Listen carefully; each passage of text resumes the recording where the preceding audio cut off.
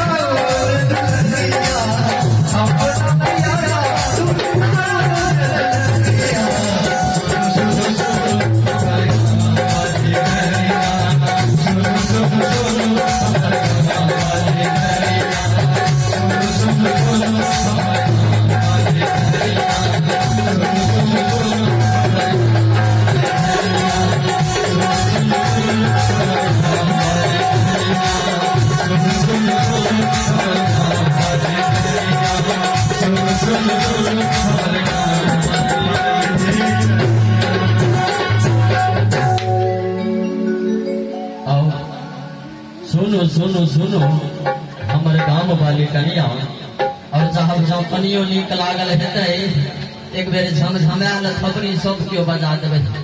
ओना सरकार कनिया के वर्णन भेलै ने, कहल गेल छै कि कनिया को प्यार से कहियो तो नहीं मानत, कि कनिया को प्यार से कहियो नहीं मानत है आ कनी डांट दियो तो झूठे के कानत है आ कनी तारीफ कोने दियो बापा के नाम के तो सुखवा रोटी के बदला तरुआ छानत कनिया से चीज सरकार क्या बात है। क्या है